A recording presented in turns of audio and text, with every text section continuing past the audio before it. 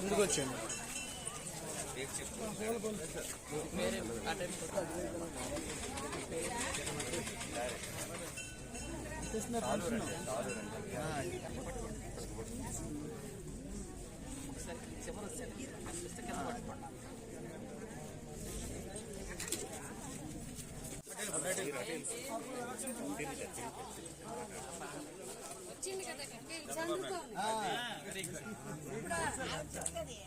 ఇటు చూడమ్మా ఒకసారి చూడండి.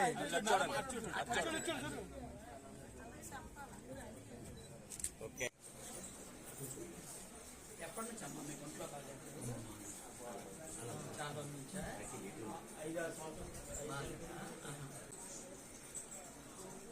మందులు వాడుతున్నారా? పెన్షన్ ఎవరు ఇస్తారు మీకు?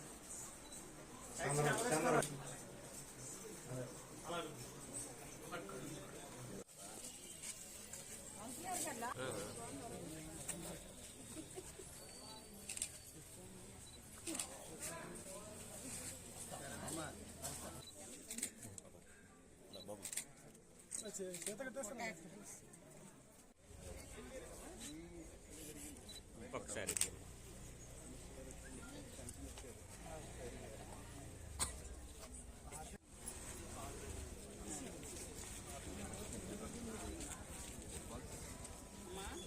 మీది 6,000, మీది 4,000. ఓకేనా?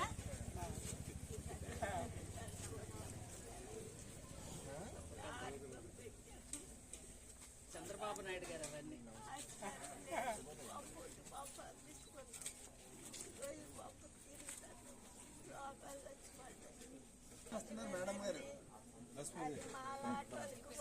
అందరికీ నమస్కారం. ఈరోజు మనందరికీ తెలిసిందే పెన్షన్ల పండగ. ఏదైతే వృద్ధులు కానీ, అలాగే వికలాంగులు కానీ, వితంతువులు కానీ, దీర్ఘకాలిక వ్యాధులతో బాధపడుతున్న వాళ్ళు కానీ వీళ్ళందరి కోసం మన ముఖ్యమంత్రి వర్యులు నారా చంద్రబాబు నాయుడు గారు ఇస్తున్నటువంటి అపూర్వమైనటువంటి అవకాశం ఇది.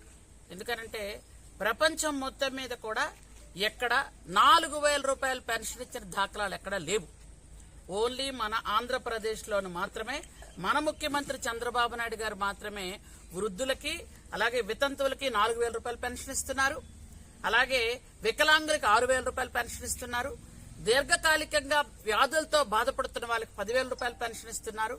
మంచం మీద నుంచి లేవలేకుండా ఇంకొక మనిషి సహాయంతో జీవనం సాగిస్తున్నటువంటి వాళ్ళకి 15,000 రూపాయలు ఇస్తున్నారు.